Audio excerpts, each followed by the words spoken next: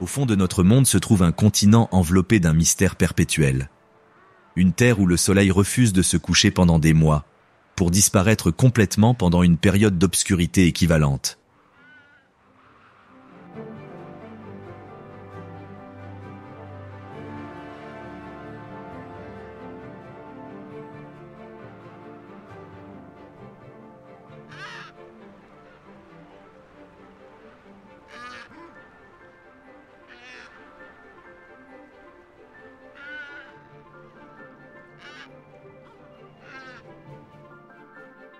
Ici, les températures chutent à des niveaux qui glaceraient le souffle humain en quelques secondes, et pourtant la vie non seulement survit, mais prospère avec une abondance spectaculaire.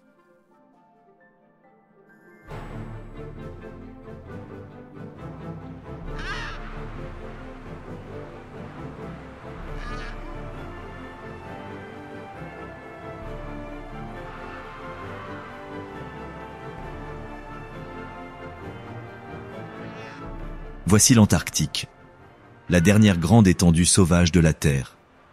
Un royaume où d'immenses icebergs se dressent tels des cathédrales de glace, où les vents hurlent à travers d'immenses plaines blanches avec la fureur de 1000 tempêtes et où le sol tremble sous des millions de tonnes de glace qui se déplacent et se fissurent sous leur immense poids.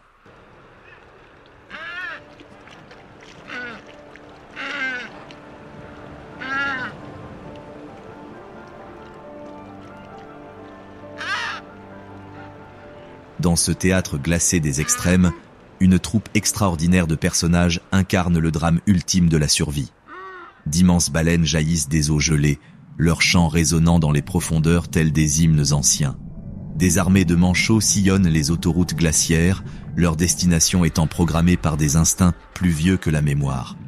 Des phoques plongent dans les abysses, naviguant dans un monde de crépuscule perpétuel où la mort rôde dans chaque ombre.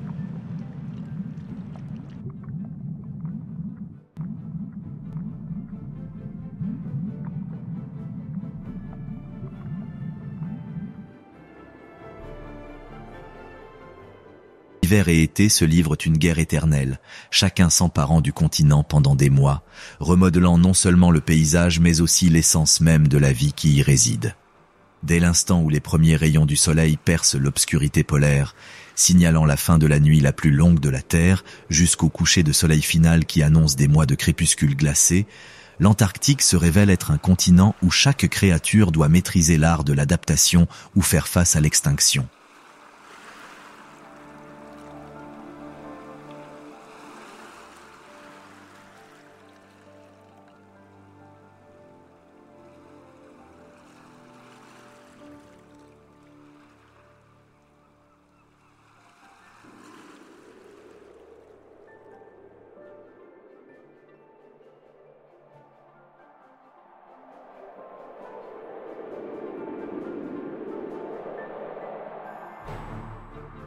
Bienvenue en Antarctique, où le rythme de la vie bat au rythme de la planète elle-même.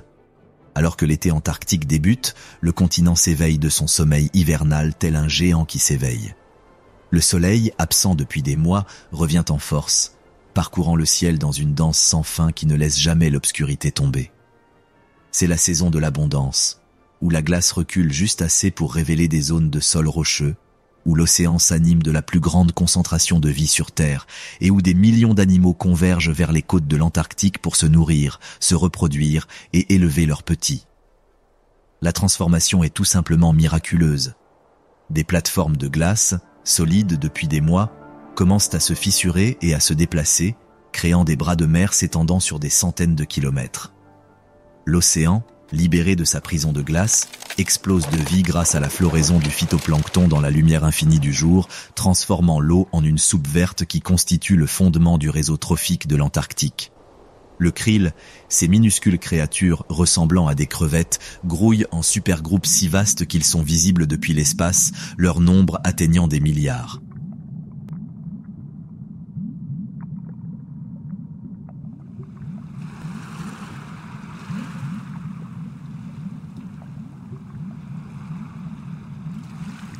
C'est la saison où l'Antarctique révèle sa véritable nature.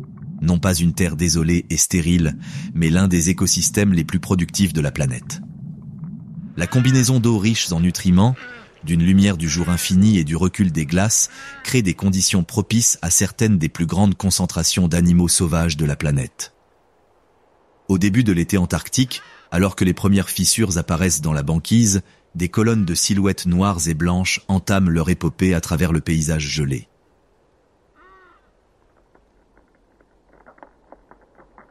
Les manchots. Adélie, peut-être les plus typiquement antarctiques de tous les manchots, entament leur marche vers leur colonie de reproduction millénaire. Mesurant à peine 70 cm de haut, ces oiseaux remarquables parcourent des centaines de kilomètres de glace, suivant les anciennes routes empruntées par leurs ancêtres depuis des millénaires.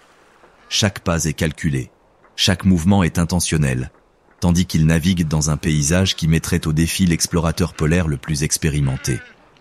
Regardez un groupe d'adélies s'approcher d'un chenal d'eau libre, leurs silhouettes noires et blanches se détachant sur le bleu éclatant de la glace. Ils se rassemblent au bord, la tête penchée, scrutant l'eau sombre en contrebas à la recherche de l'ombre caractéristique d'un léopard de mer.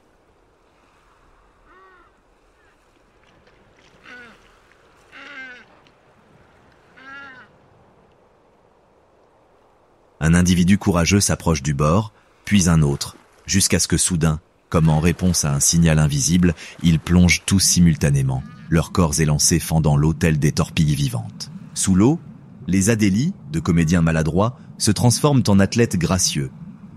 Leurs ailes, inutiles pour voler, se transforment en puissantes hélices qui les propulsent à des vitesses approchant les 30 km à l'heure. Ils peuvent retenir leur souffle jusqu'à 6 minutes, plongeant à plus de 100 mètres de profondeur à la poursuite du krill et des poissons qui alimenteront leur voyage.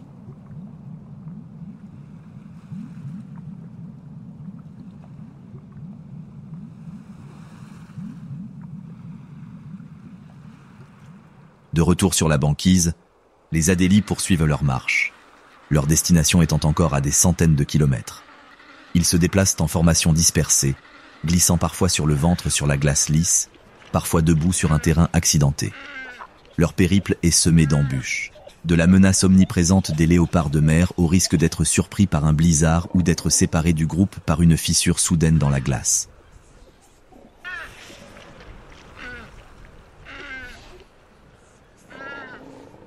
Tandis que les manchots adélies naviguent à la surface de la glace et de la neige, l'océan résonne sous leurs pieds de sons qui semblent provenir d'un autre monde.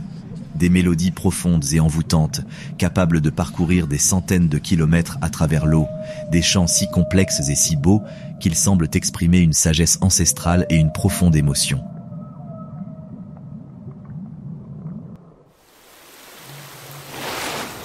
Ce sont les chants des baleines à bosse. Et à mesure que l'été antarctique avance, de plus en plus de ces magnifiques créatures arrivent dans l'océan austral pour se régaler de l'abondance que leur offre la saison. Mesurant jusqu'à 16 mètres de long et pesant jusqu'à 36 tonnes, les baleines à bosse comptent parmi les plus grands animaux ayant jamais vécu sur Terre, et pourtant elles se nourrissent presque exclusivement de certaines des plus petites créatures de l'océan. Une baleine à bosse fait surface près de la limite de la banquise, sa tête massive perçant la surface avec un bruit semblable à une petite explosion. De l'eau jaillit de sa gorge profondément creusée lorsqu'elle expire, projetant un jet de vapeur à 30 mètres de hauteur.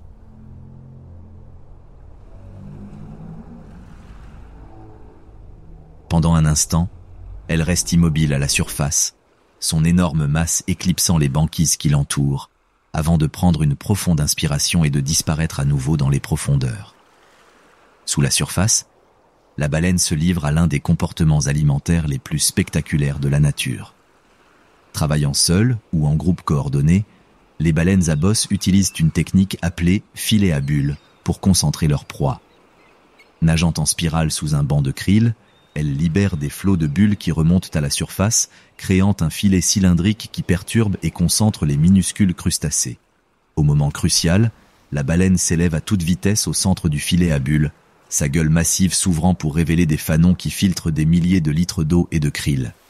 Les plis de sa gorge se dilatent comme un accordéon, permettant à la baleine d'absorber des volumes d'eau équivalents à ceux d'une petite piscine. Lorsque la gueule se referme, sa langue, aussi lourde qu'un éléphant, expulse l'eau à travers les fanons, emprisonnant le krill à l'intérieur. Ce comportement alimentaire, répété des dizaines de fois par jour, permet aux baleines à bosse de consommer jusqu'à 1,5 tonne de krill par jour, stockant ainsi l'énergie dont elles auront besoin pour leur migration épique vers les eaux tropicales où elles se reproduiront et donneront naissance. Tandis que les baleines à bosse se nourrissent dans les eaux profondes du large, un autre type de prédateur patrouille la lisière des glaces, là où la banquise rencontre la pleine mer. Ici, dans l'ombre des imposants blocs de glace, le léopard de mer attend avec la patience d'un maître chasseur. Mesurant 3,5 mètres de long et pesant jusqu'à 600 kg, le léopard de mer est le prédateur suprême de l'Antarctique. C'est une créature si parfaitement adaptée à la chasse dans la glace qu'elle n'a aucun ennemi naturel à l'âge adulte. Son pelage tacheté caractéristique, qui donne son nom à l'espèce, lui offre un camouflage parfait contre la lumière et l'ombre tachetée de la lisière de la glace. Un léopard de mer glisse silencieusement dans l'eau, sa tête massive et ses mâchoires puissantes lui donnant une apparence presque préhistorique. Contrairement aux autres phoques, principalement piscivores, le léopard de mer a évolué pour chasser une plus grande variété de proies, du krill et des poissons au manchot, et même à d'autres phoques. Ses dents témoignent de cette diversité alimentaire, des canines acérées et entrelacées pour saisir les proies et des molaires complexes pour filtrer le krill. Le phoque se positionne près d'une autoroute fréquentée par les manchots.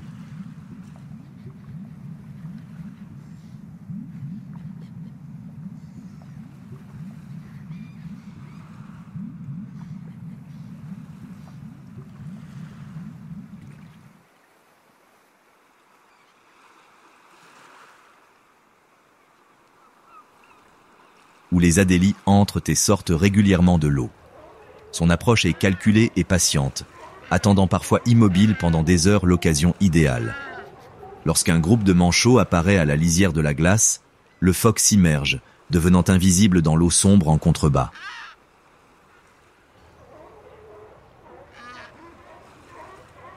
L'attaque, lorsqu'elle survient, est explosive par sa violence et sa précision.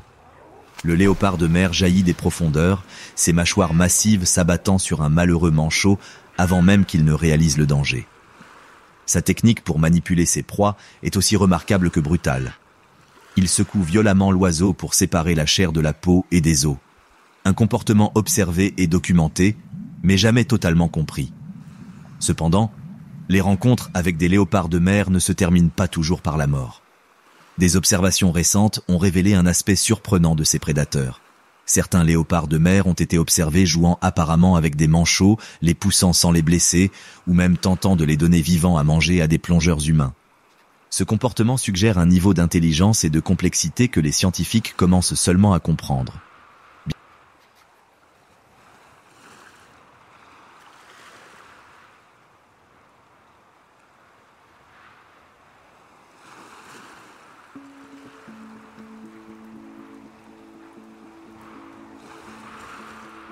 Bien au-dessus de la banquise, là où les phoques léopards et les manchots mènent leur chasse mortelle, un autre prédateur patrouille le ciel de l'Antarctique.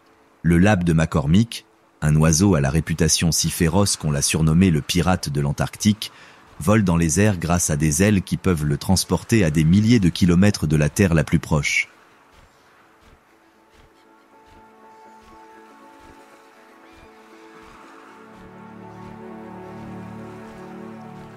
Ces oiseaux remarquables sont d'excellents opportunistes en Antarctique, aussi à l'aise pour dévorer des charognes sur la banquise, voler la nourriture d'autres oiseaux ou chasser des proies vivantes, des poissons aux poussins de manchots. Leur adaptabilité et leur intelligence en font l'un des prédateurs les plus performants de l'écosystème antarctique. Un labe aperçoit un groupe de manchots adélie nourrissant leurs poussins dans une colonie perchée sur un affleurement rocheux.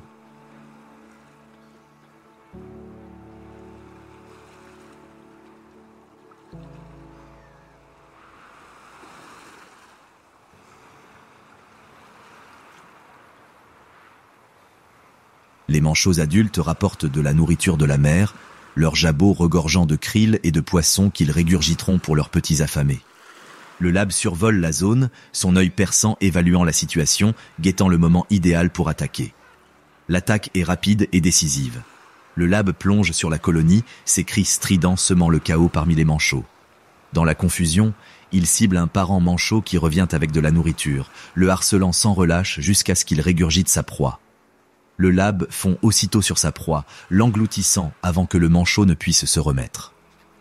Mais la relation du labe avec les manchots ne se résume pas toujours à une simple prédation. Ces oiseaux intelligents ont été observés utilisant des stratégies sophistiquées pour maximiser leurs chances de chasse. Certains labes travaillent en binôme, l'un distrayant les parents tandis que l'autre pille le nid. D'autres ont appris à suivre les chercheurs, sachant que les perturbations causées par les activités scientifiques offrent souvent des opportunités faciles de chasse. La réputation de pirate du labe est amplement méritée, mais elle témoigne aussi de sa remarquable adaptabilité.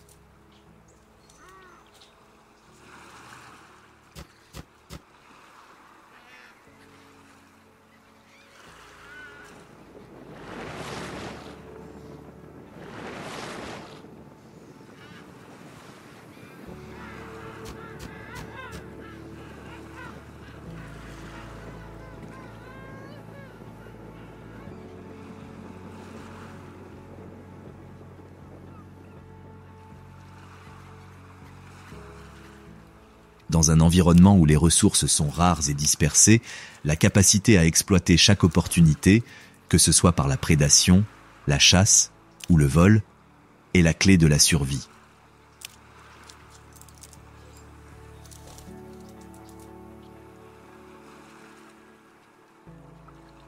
Alors que l'été antarctique atteint son apogée, les plages rocheuses et les pentes couvertes de touffes d'herbe des îles subantarctiques sont témoins de l'un des retours les plus remarquables de l'histoire de la conservation. Les otaries à fourrure de l'Antarctique, autrefois chassées jusqu'à l'extinction pour leur fourrure somptueuse, sont revenus sur leur lieu de reproduction traditionnel en nombre, ce qui aurait semblé impossible il y a quelques décennies à peine. Les mâles arrivent les premiers, d'imposants mâles pesant jusqu'à 200 kilos. Leurs coups épais et leurs épaules puissantes témoignent des combats qu'ils livreront pour obtenir le droit de reproduction. Ils se hissent sur les plages avec une grâce surprenante pour des animaux de cette taille, leurs nageoires les propulsant sur les rochers au rythme d'une danse lente.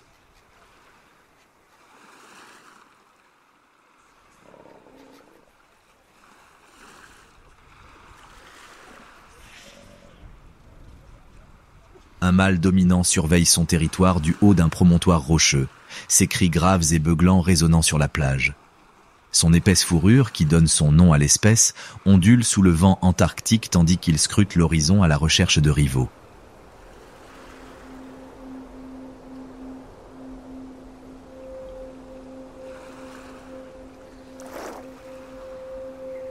Ce territoire, qui ne s'étend peut-être que sur quelques mètres de plage rocheuse, sera son royaume pour les prochains mois, et il le défendra au péril de sa vie.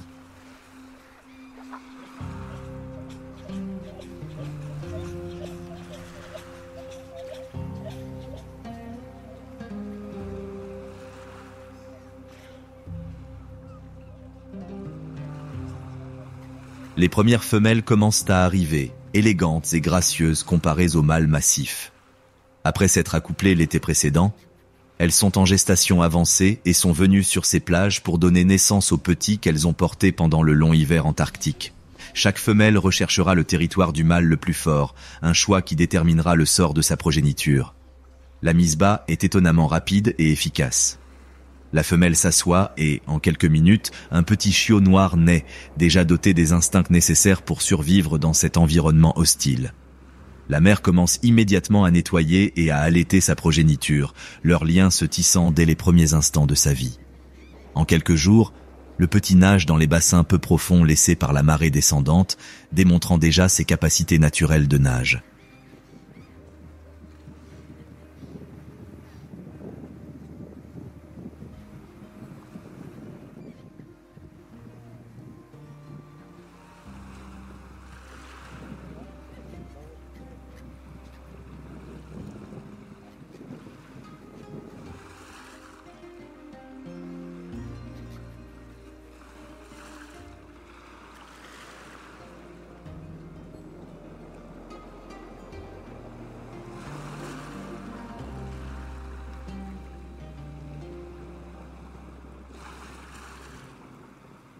Malgré leur nom trompeur, les phoques crabiers n'ont jamais mangé de crabe de leur vie.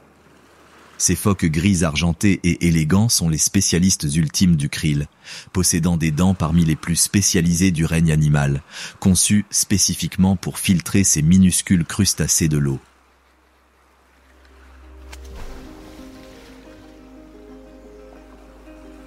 Les phoques crabiers comptent parmi les grands mammifères les plus abondants sur Terre, avec des populations estimées entre 7 et 12 millions d'individus. Durant l'été antarctique, on les trouve partout sur la banquise, souvent échoués sur la banquise par groupes de plusieurs dizaines, voire centaines. Un groupe de phoques crabiers se repose sur une grande banquise, leur corps lisse reflétant le soleil de minuit.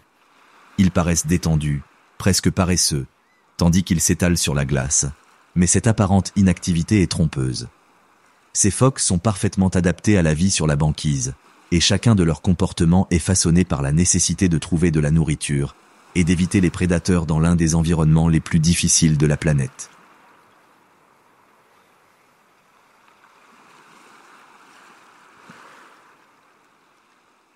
À l'heure du repas, les phoques glissent dans l'eau sans faire un grand bruit, leur corps fuselé disparaissant dans l'eau sombre sous la glace. Sous l'eau, ils se transforment en machines de chasse efficaces, utilisant leurs dents spécialisées pour filtrer le krill avec une précision remarquable. Les dents du crabier sont différentes de celles des autres phoques. Au lieu des dents pointues et acérées typiques des phoques piscivores, les crabiers ont développé des dents complexes et lobées qui s'assemblent comme un tamis. Lorsqu'il se nourrit, le phoque ouvre la bouche et aspire l'eau contenant du krill, puis utilise sa langue pour expulser l'eau par les interstices de ses dents, emprisonnant ainsi le krill.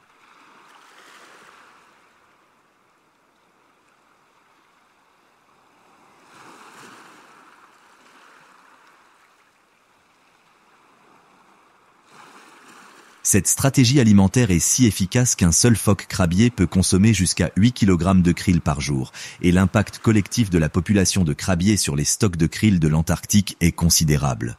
On estime que les phoques crabiers consomment plus de krill que tous les autres prédateurs de l'Antarctique réunis, ce qui en fait l'une des espèces les plus importantes de l'écosystème de l'océan austral.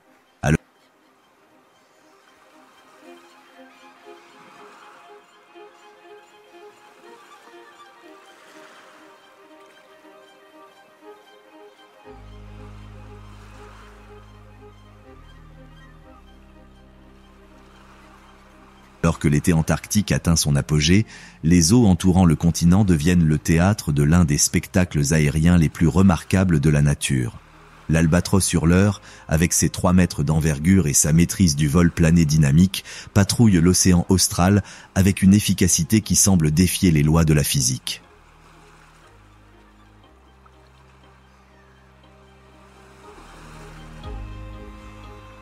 Ces magnifiques oiseaux sont d'incomparables vagabonds océaniques, capables de parcourir des milliers de kilomètres sans se poser, utilisant le vent et les vagues pour maintenir leur vol pendant des heures. Leur présence dans les eaux antarctiques témoigne de la richesse de l'écosystème de l'océan austral, car ils suivent les courants et les conditions météorologiques qui concentrent leur proie. Un albatros hurleur glisse sans effort sur la houle, ses ailes massives bougeant à peine tandis qu'il se laisse porter par les courants d'air générés par les vagues. Ses yeux perçants scrutent la surface à la recherche de nourriture.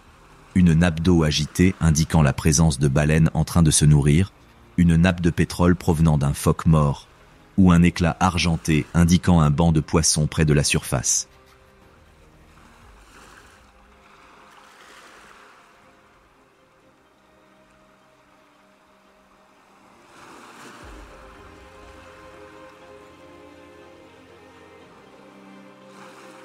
Le vol de cet oiseau est un chef-d'œuvre d'économie d'énergie. Grâce à une technique appelée vol plané dynamique, l'albatros exploite la différence de vitesse du vent à différentes altitudes au-dessus de la surface de l'océan. Il prend de l'altitude en volant face au vent, puis vire et glisse sous le vent, utilisant l'énergie générée par la différence de vent pour propulser son vol. Cette technique lui permet de parcourir de longues distances en dépensant un minimum d'énergie. Lorsque l'albatros repère une proie potentielle, son approche est calculée et précise. Il se pose à la surface de l'eau avec une grâce surprenante pour un oiseau de cette taille, ses pattes palmées servant de frein. Une fois sur l'eau, il plonge la tête et le cou sous la surface, utilisant son bec puissant pour attraper poissons, calmars ou charognes flottant juste en dessous. La présence de l'albatros hurleur dans les eaux antarctiques est saisonnière, coïncidant avec le pic de productivité de l'océan austral. À mesure que l'été avance et que la nourriture se concentre, de plus en plus de ces magnifiques oiseaux arrivent pour profiter de cette abondance, ajoutant ainsi une nouvelle dimension au réseau complexe de relations prédateur-proie qui caractérise la vie en Antarctique. Tandis que l'albatros hurleur domine l'océan austral, les eaux en contrebas accueillent la visite du plus grand animal ayant jamais vécu sur Terre.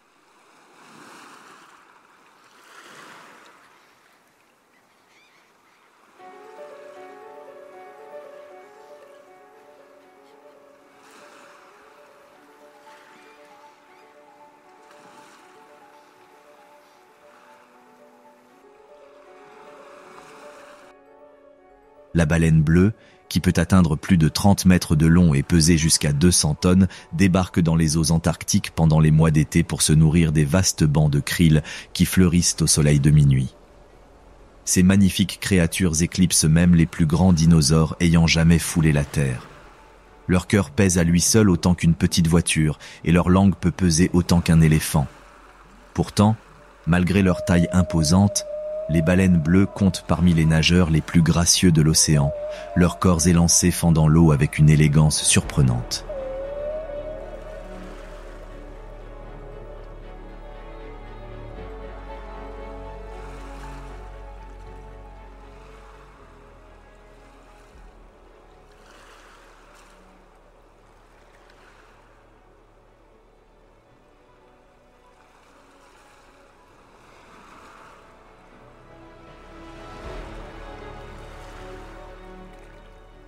Une baleine bleue fait surface au loin, son souffle massif créant un jet pouvant atteindre plus de 9 mètres de haut. Son dos semble s'étendre à l'infini tandis qu'elle roule à la surface, sa coloration bleu-gris caractéristique laissant place au jaune pâle de son ventre. La vue d'une créature aussi imposante dans l'immensité de l'océan austral est à la fois une leçon d'humilité et une source d'émerveillement. La stratégie alimentaire du rorqual bleu est l'un des spectacles les plus spectaculaires de la nature. Utilisant une technique appelée alimentation en fente, le rorqual s'élance vers les concentrations denses de krill, ouvrant sa gueule massive pour engloutir des volumes d'eau pouvant dépasser 70 tonnes. Les plis de sa gorge se déploient comme un accordéon massif et sa langue, pesant jusqu'à 3 tonnes, expulse l'eau à travers des fanons pouvant atteindre plus d'1 mètre de long.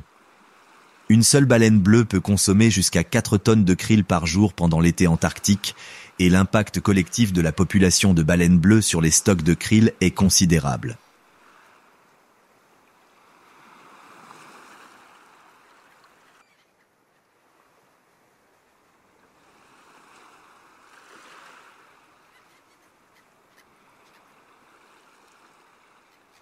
Ces doux géants jouent un rôle crucial dans l'écosystème antarctique, non seulement en tant que consommateurs de krill, mais aussi en tant que source de nutriments grâce à leurs énormes panaches fécaux qui fertilisent l'océan et favorisent la croissance du phytoplancton.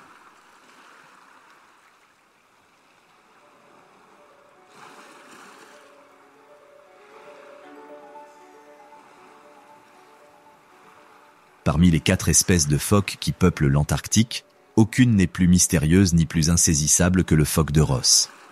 Nommé d'après l'explorateur britannique James Clark Ross, ce phoque est le moins étudié de tous les phoques de l'Antarctique.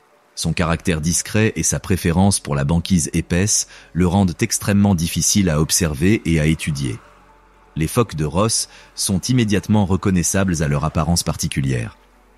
Ils ont proportionnellement les yeux les plus grands de tous les phoques, d'énormes nageoires antérieures qui semblent trop grandes pour leur corps, et un pelage strié de stries sombres sur fond plus clair qui leur donne une apparence presque tigrée. Ces adaptations laissent présager un mode de vie particulièrement adapté à l'environnement antarctique. Un phoque de Ross se hisse sur une banquise isolée, au cœur de la banquise, ses yeux immenses scrutant la glace environnante à la recherche du moindre signe de danger. Sa coloration distinctive lui offre un excellent camouflage face à la lumière et aux ombres marbrées de l'environnement glaciaire, le rendant quasiment invisible à moins de bouger. Le comportement du phoque de Ross est aussi énigmatique que son apparence. Contrairement aux autres phoques de l'Antarctique qui se rassemblent souvent en grands groupes, les phoques de Ross sont généralement solitaires, préférant s'échouer sur des banquises isolées, loin de la haute mer. Leur régime alimentaire se compose principalement de calmars, de poissons et de krill, mais leur comportement de chasse reste largement méconnu en raison de la difficulté de les étudier dans leur habitat isolé. Des recherches récentes utilisant le suivi par satellite ont révélé que les phoques de Ross sont capables de plonger à des profondeurs extraordinaires, atteignant plus de 700 mètres et restant sous l'eau jusqu'à 2 heures.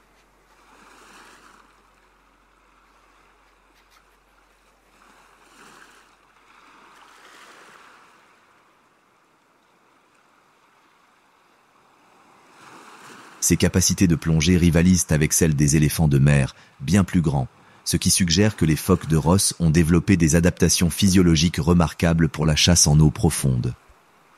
Les vocalisations du phoque de Ross comptent parmi les sons les plus inhabituels de l'Antarctique. Il produit une variété de cris, dont des trilles, des chuchotements et des gémissements semblables à ceux d'une sirène qui peuvent porter sur de grandes distances à travers la banquise. La fonction de ces cris n'est pas encore totalement comprise, mais ils pourraient jouer un rôle dans la communication entre des individus très dispersés sur l'immensité de la banquise.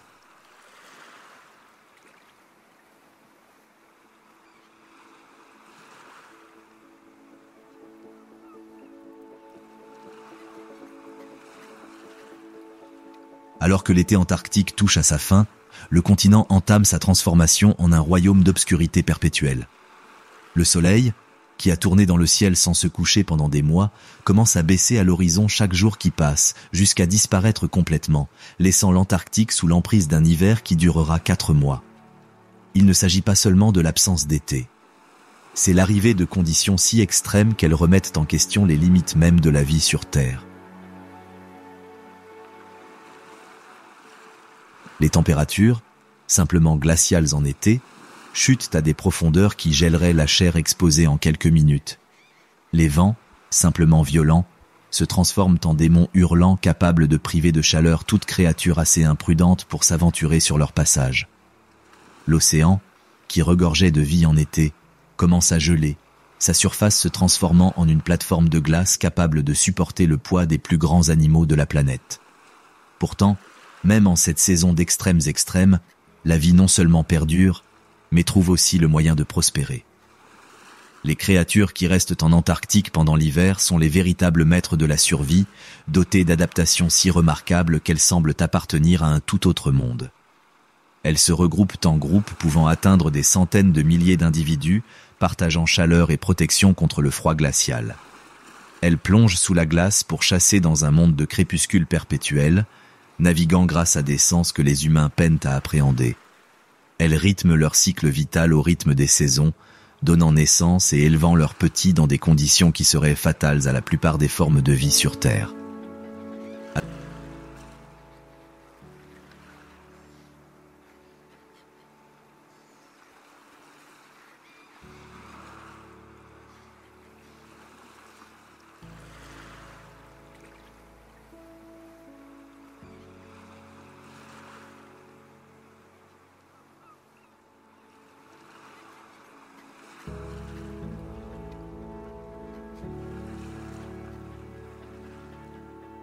Alors que l'hiver antarctique commence à s'installer sur le continent, l'un des événements naturels les plus extraordinaires est sur le point de se produire.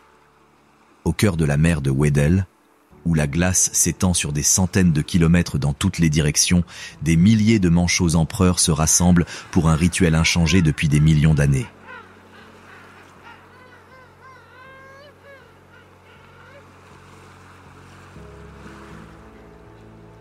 Ces magnifiques oiseaux, mesurant plus d'1 mètre de haut et pesant jusqu'à 40 kilos, sont les survivants par excellence de l'Antarctique.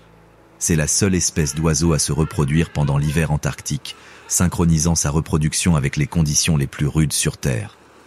Cette stratégie apparemment impossible est en réalité un chef-d'œuvre d'adaptation évolutive, permettant à leurs oisillons de prendre leur envol pendant le bref été antarctique lorsque la nourriture est la plus abondante. La colonie de reproduction des manchots empereurs offre un spectacle indescriptible. Des milliers d'oiseaux se tiennent en groupe serré sur la banquise, leur plumage noir et blanc se détachant sur le blanc infini du paysage gelé. Les mâles, légèrement plus grands que les femelles, se tiennent la tête haute, leurs taches orange et jaune sur le cou brillant même dans la faible lumière du crépuscule polaire. Le rituel de la parade nuptiale débute par un comportement presque trop tendre pour un environnement aussi rude. Mâles et femelles s'approchent l'un de l'autre, tête baissée, se touchant le bec et le cou dans une danse douce qui déterminera le sort de leur progéniture. Le cri du mâle, une trompette profonde et résonnante qui peut porter sur des kilomètres à travers la glace, annonce qu'il est prêt à relever le défi parental ultime. Après l'accouplement, la femelle pond un unique et précieux œuf, puis le transfère délicatement au mâle, dans une manœuvre exigeant une coordination parfaite. Le mâle place l'œuf sur ses pattes et le recouvre d'un repli de peau chaude appelé poche incubatrice. À partir de ce moment, il ne quittera plus l'œuf pendant les 64 jours suivants, endurant les rigueurs de l'hiver antarctique, tandis que sa partenaire entreprend le long voyage vers l'océan pour se nourrir. Le jeûne du manchot empereur mâle pendant la période d'incubation est l'un des plus extrêmes du règne animal. Il perd jusqu'à 40% de son poids, survivant grâce aux réserves de graisse accumulées pendant l'été. Alors que l'hiver s'intensifie et que les températures chutent à moins 40 degrés Celsius, il se blottit avec des milliers d'autres mâles dans des formations qui tournent comme des galaxies vivantes, chaque oiseau se relayant au cœur chaud du groupe. Tandis que les manchots empereurs hivernent au-dessus de la banquise, un autre spécialiste de l'Antarctique a trouvé le moyen d'échapper aux pires conditions hivernales en vivant sous la surface gelée de l'océan.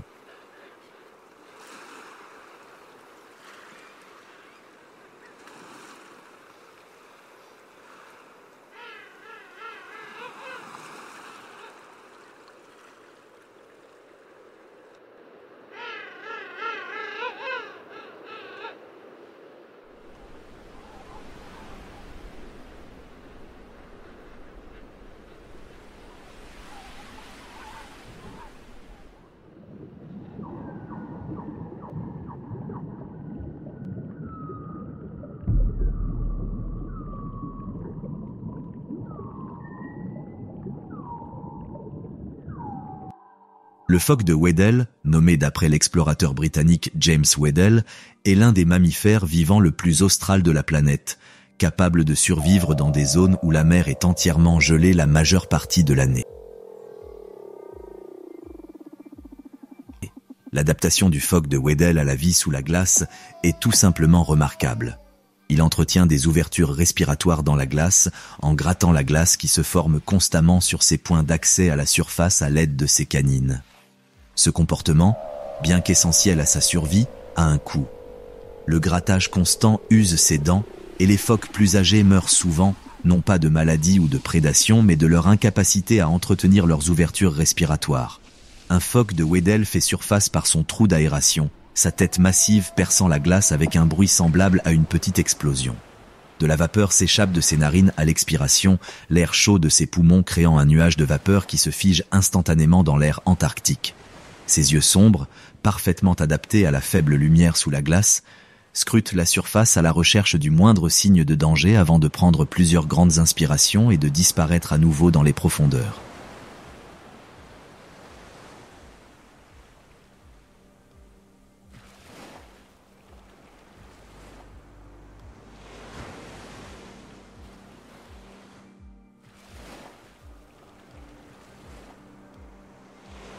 Sous la glace, le phoque de Weddell vit dans un monde de pénombre perpétuelle, où la seule lumière provient de la phosphorescence des organismes marins et de la faible lueur filtrant à travers la glace. Ici, dans une eau qui ne dépasse jamais moins 2 degrés Celsius, le phoque chasse poissons, calmars et crustacés avec une précision presque surnaturelle. Les capacités de plongée du phoque sont extraordinaires à tous égards.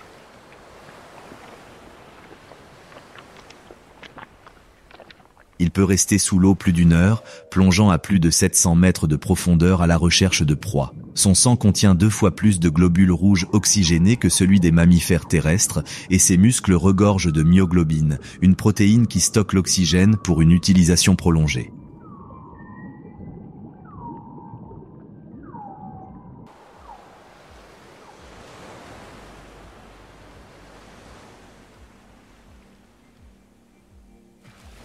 La stratégie de chasse du phoque de Weddell sous la glace est aussi sophistiquée qu'efficace. Utilisant une écholocation similaire à celle des dauphins, il peut localiser ses proies dans l'obscurité la plus totale. Ses cris rebondissent sur les poissons et, en retour, fournissent une carte acoustique détaillée de son environnement. Ces vibrisses, également très sensibles, détectent les moindres mouvements de l'eau susceptibles d'indiquer la présence d'une proie.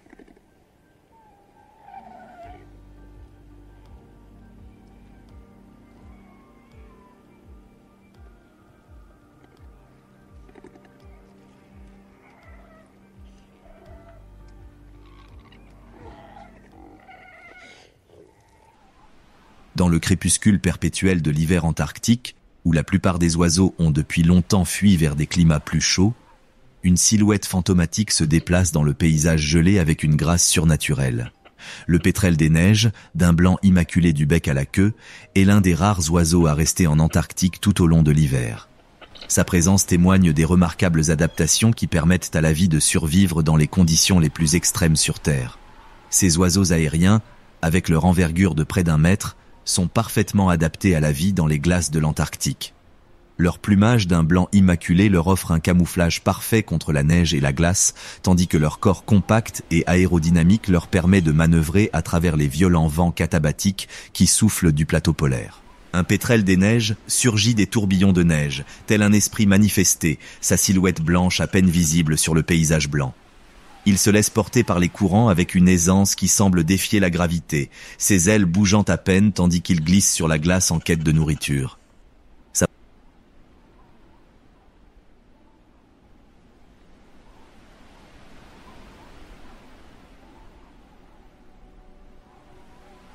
présence est si éphémère qu'il semble apparaître et disparaître à volonté, tantôt visible sur une plaque de glace sombre, tantôt disparaissant complètement sur le paysage enneigé. Le régime alimentaire du pétrel des neiges se compose principalement de krill, de poissons et de calmars, mais pendant les mois d'hiver, lorsque ces ressources se font rares, l'oiseau se tourne vers une source de nourriture plus macabre. Il devient charognard, se nourrissant des carcasses de phoques et de manchots morts pendant les rudes mois d'hiver. Son odorat très développé lui permet de localiser ses sources de nourriture à de grandes distances et son bec puissant lui permet de déchirer la chair et la graisse gelée. Le comportement de nidification du pétrel des neiges est aussi extrême que sa stratégie de survie hivernale. Ces oiseaux nichent dans les endroits les plus inaccessibles, des crevasses dans des falaises à des centaines de mètres d'altitude, souvent dans des zones où la température ne dépasse jamais 0 degré. La femelle pond un seul œuf dans un nid fait de petites pierres et de plumes, et les 2 parents se relaient pour l'incubation, des tours pouvant durer plusieurs jours. Le poussin qui émerge de cette nurserie extrême est déjà équipé pour la vie en Antarctique.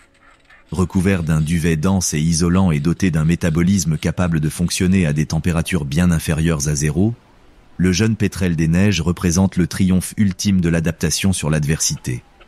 Dans les eaux sombres sous la glace de l'Antarctique, où les températures oscillent juste au-dessus de 0 et où la pression peut écraser le corps humain en quelques secondes,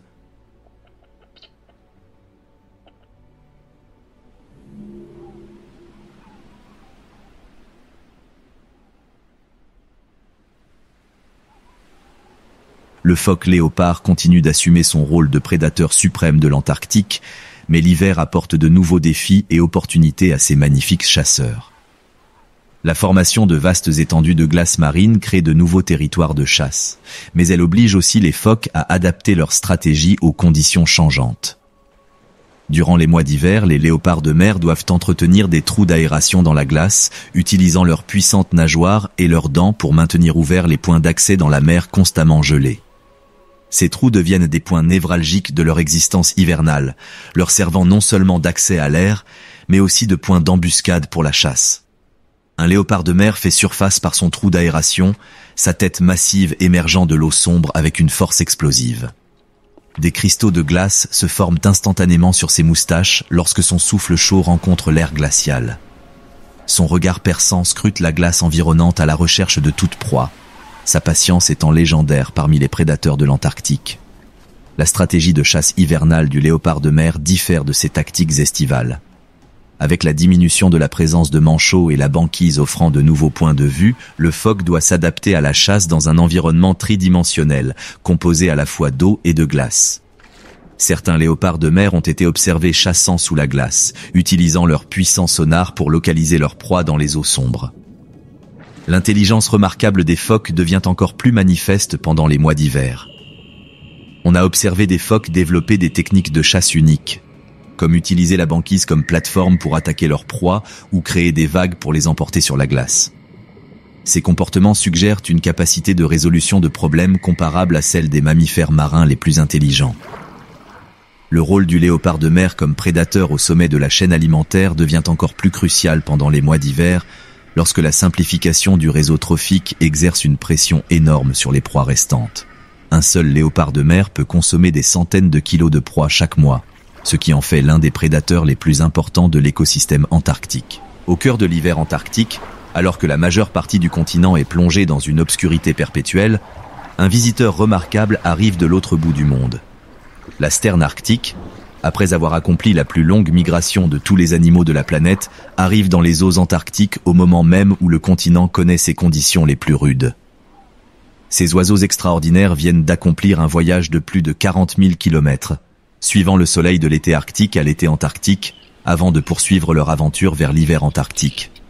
Leur arrivée dans les eaux antarctiques pendant les mois d'hiver coïncide avec l'abondance maximale de leur proie préférée, les petits poissons et le krill, concentrés dans les eaux relativement chaudes de la périphérie du continent. Une sterne arctique plane au-dessus d'une étendue d'eau libre, sa silhouette élégante se découpant sur le ciel gris de l'hiver antarctique. Malgré son voyage à l'autre bout du monde, l'oiseau ne montre aucun signe de fatigue. Ses ailes battent avec une précision mécanique tandis qu'il scrute l'eau en contrebas, son œil perçant guettant l'éclat argenté qui indique une proie proche de la surface. La technique de chasse de la sterne est un chef-d'œuvre de précision aérienne. Lorsqu'elle repère une cible appropriée, l'oiseau replie ses ailes et plonge vers l'eau dans un piqué contrôlé pouvant atteindre plus de 60 km à l'heure. Au dernier moment, elle déploie ses ailes pour amortir sa chute, frappant l'eau de son bec pour s'emparer d'une proie parfois à quelques centimètres de profondeur. La présence de la sterne arctique dans les eaux antarctiques durant les mois d'hiver ajoute une nouvelle dimension à l'écosystème de l'océan austral.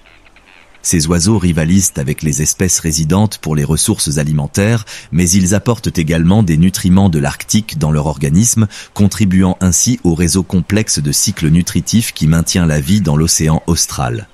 La capacité des sternes à se déplacer sur de vastes distances grâce aux signaux célestes, aux champs magnétiques et à d'autres signaux environnementaux demeure l'un des grands mystères du comportement animal.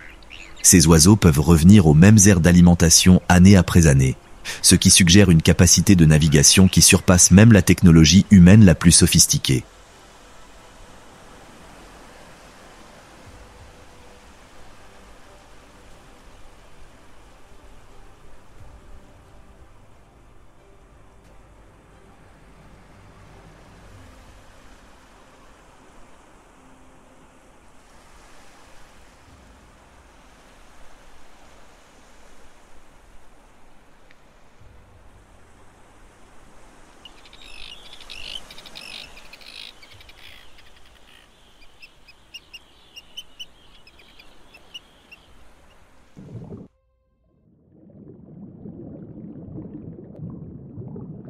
Dans les eaux les plus profondes de l'océan austral, où la pression se mesure en tonnes par mètre carré et où la température ne dépasse jamais le point de congélation, l'un des prédateurs les plus mystérieux et les plus redoutables de la Terre glisse dans l'obscurité avec des tentacules qui peuvent s'étendre sur la longueur d'un bus.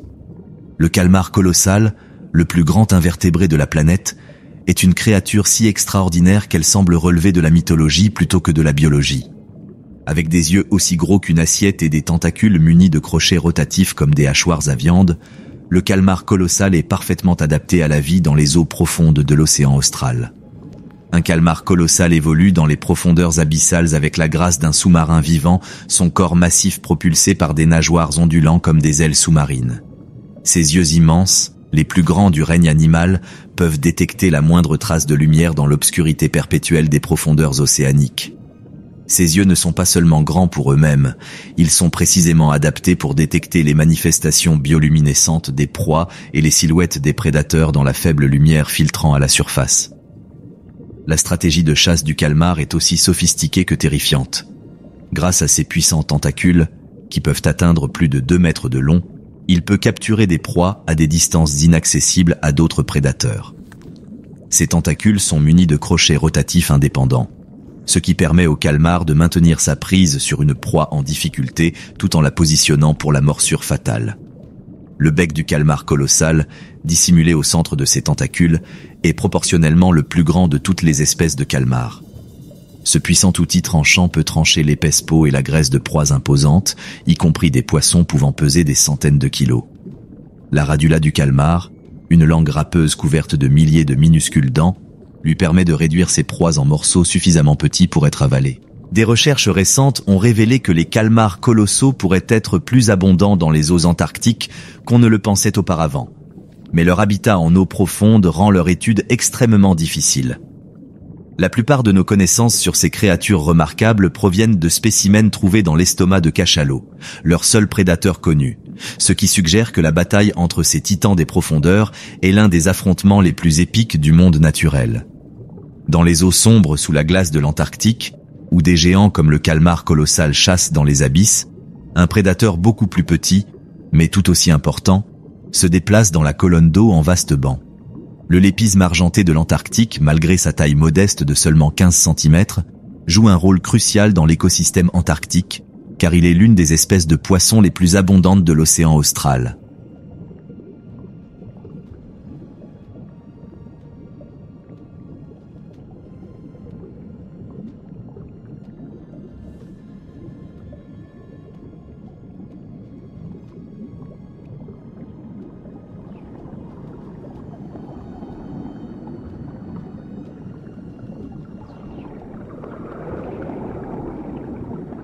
Ces poissons remarquables sont parfaitement adaptés à la vie dans les eaux froides permanentes de l'Antarctique.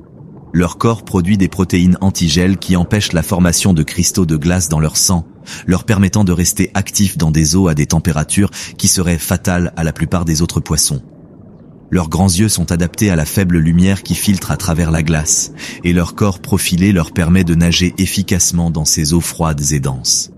Un banc de lépismes argentés de l'Antarctique se déplace dans l'eau sous la glace telle une rivière d'argent, leurs écailles métalliques captant et reflétant la faible lumière qui filtre d'en haut.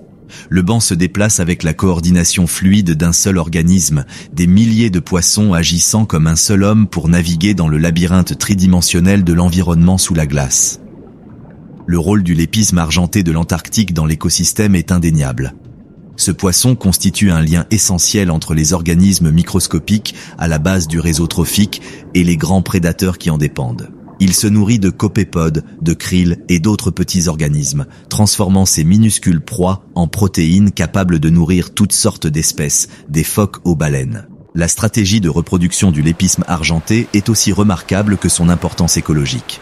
Contrairement à la plupart des poissons qui pondent leurs œufs dans des frayères spécifiques, le lépisme argenté antarctique les libère directement dans la colonne d'eau, où ils flottent librement au gré du courant. Les œufs sont munis de gouttelettes d'huile qui les maintiennent en flottabilité, et ils peuvent dériver pendant des mois avant d'éclore en larves qui rejoindront finalement les bancs d'adultes. Alors que les eaux qui entourent l'Antarctique regorgent de vie, le continent lui-même abrite remarquablement peu d'organismes terrestres. Le climat rigoureux, l'absence de végétation et les variations saisonnières extrêmes font de l'Antarctique l'un des environnements les plus difficiles pour la vie terrestre sur Terre.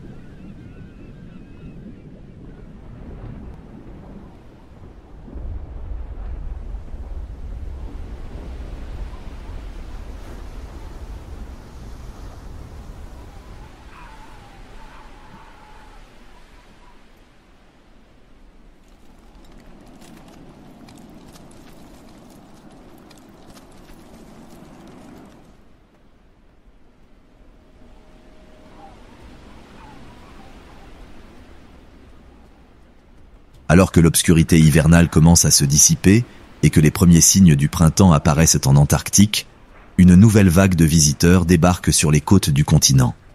Les manchots à jugulaire, reconnaissables à leurs lignes noires caractéristiques qui courent sous leur menton comme une sangle de casque, arrivent en nombre pour établir des colonies de reproduction sur les côtes rocheuses et les îles libres de glace de la péninsule antarctique. Ces manchots comptent parmi les plus agressifs et territoriaux de toutes les espèces de manchots. et leur arrivée marque le début d'une des périodes de compétition et de conflits les plus intenses de l'écosystème antarctique. Les manchots à jugulaire sont parfaitement adaptés à la vie à la frontière entre la glace et les eaux libres, et leur présence indique les zones où la banquise commence à se briser, l'hiver laissant place à l'été.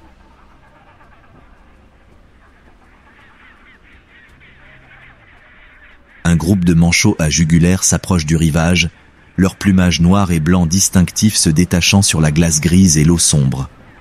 Ils avancent avec la démarche assurée de créatures ayant déjà effectué ce voyage d'innombrables fois, la tête haute et les nageoires déployées pour assurer leur équilibre, tandis qu'ils naviguent dans la périlleuse transition entre l'eau et la terre. L'arrivée des manchots à jugulaire sur le rivage s'accompagne d'une cacophonie de cris et de parades, tandis que les manchots établissent leur territoire et commencent à choisir leurs partenaires. Les mâles arrivent les premiers, s'appropriant les meilleurs sites de nidification et les défendant vigoureusement contre leurs rivaux. Leur nature agressive est légendaire parmi les chercheurs qui les étudient et qui ont observé des manchots à jugulaire se livrer à des combats pouvant durer des heures.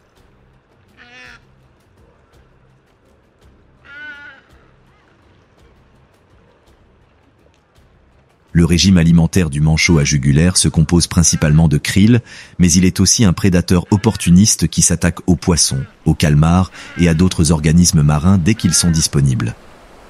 Sa stratégie de chasse consiste à effectuer des plongées répétées jusqu'à une centaine de mètres de profondeur, utilisant ses puissantes nageoires pour poursuivre ses proies dans la colonne d'eau.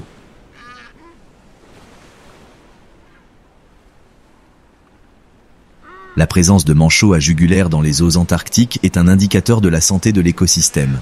Ces oiseaux sont sensibles aux variations de l'étendue de la banquise et de l'abondance du krill, et leur succès de reproduction est étroitement surveillé par les chercheurs afin de mesurer la santé globale de l'écosystème marin antarctique.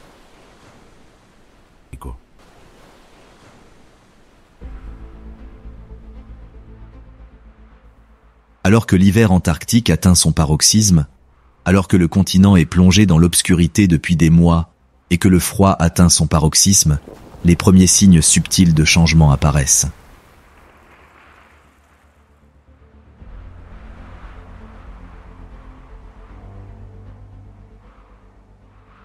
La transition de l'hiver à l'été en Antarctique n'est pas marquée par le réchauffement progressif et l'essor des régions tempérées, mais par le lent retour de la lumière sur un monde jusque-là plongé dans l'obscurité. Le soleil, absent depuis 4 mois, commence à apparaître à l'horizon comme une faible lueur, s'intensifiant chaque jour jusqu'à ce qu'il se libère enfin du paysage pris dans les glaces.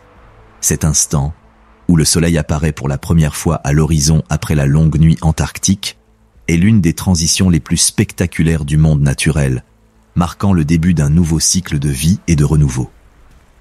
Les animaux ayant survécu à l'hiver commencent à abandonner leur stratégie de survie.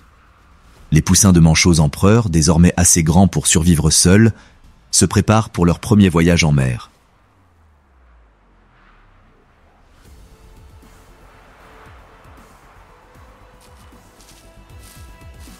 Les phoques de Weddell, ayant conservé leur trou d'aération tout au long de l'hiver, s'aventurent plus loin de leur territoire gelé.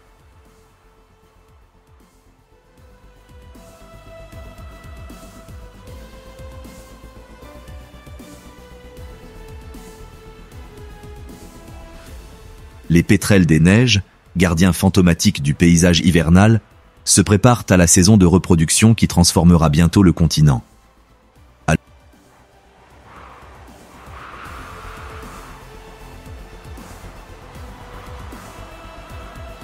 Alors que la lumière revient et que les températures amorcent leur lente remontée vers la brève douceur de l'été, le décor est planté pour le retour des millions d'animaux qui ont fui le continent pendant les mois d'hiver.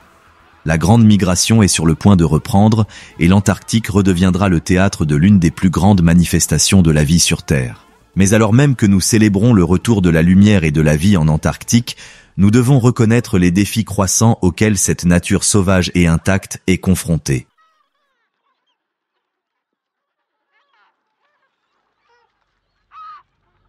Ce continent, resté largement inchangé pendant des millions d'années, est désormais confronté à des pressions qui menacent d'altérer son caractère fondamental.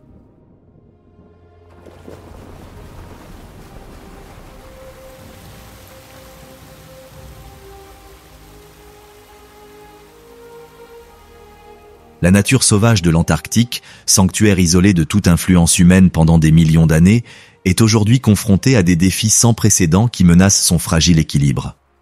Le changement climatique, provoqué par les émissions mondiales de gaz à effet de serre, réchauffe la péninsule antarctique à un rythme 3 fois supérieur à la moyenne mondiale.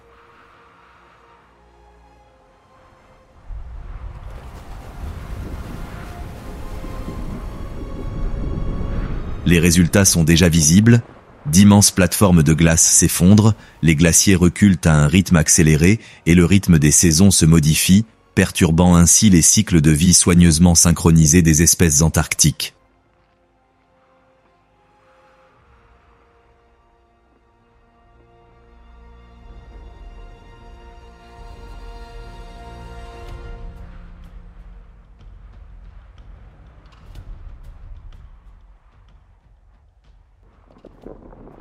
L'effondrement de plateformes glaciaires comme l'Arsène B, stable depuis plus de 10 000 ans, a éliminé des habitats essentiels pour des espèces comme les manchots Adélie, tout en ouvrant de nouvelles zones aux espèces invasives.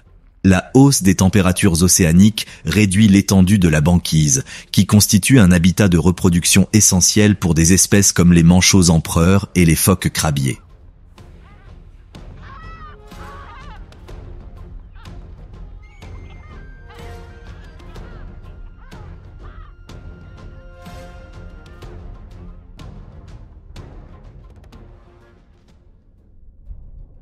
L'évolution de la chimie de l'océan qui absorbe des quantités croissantes de dioxyde de carbone l'acidifie, menaçant les organismes microscopiques à la base du réseau trophique antarctique. La pêche commerciale dans l'océan austral, bien que réglementée par un traité international, continue d'exercer une pression sur des espèces comme la légine antarctique et le krill, espèces clés de l'écosystème tout entier.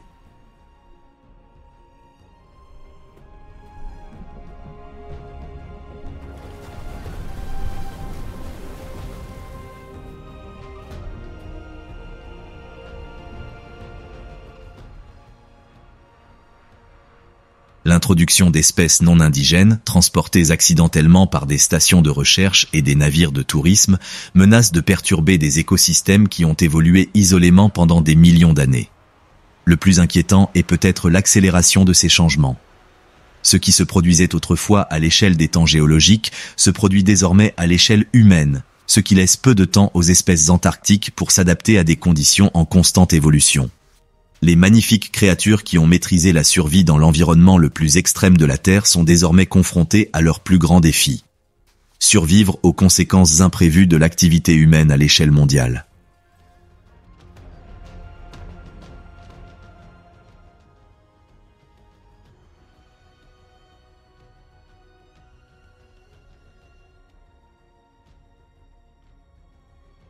Le sort de l'Antarctique et de sa faune remarquable repose désormais entre nos mains. Les décisions que nous prendrons au cours des prochaines décennies détermineront si les générations futures seront témoins des manifestations spectaculaires de la vie qui ont caractérisé ce continent pendant des millions d'années, ou si elles hériteront d'un monde dévasté où les plus grands survivants de la Terre auront enfin trouvé leur place face au réchauffement climatique et au changement chimique d'une planète transformée par l'activité humaine.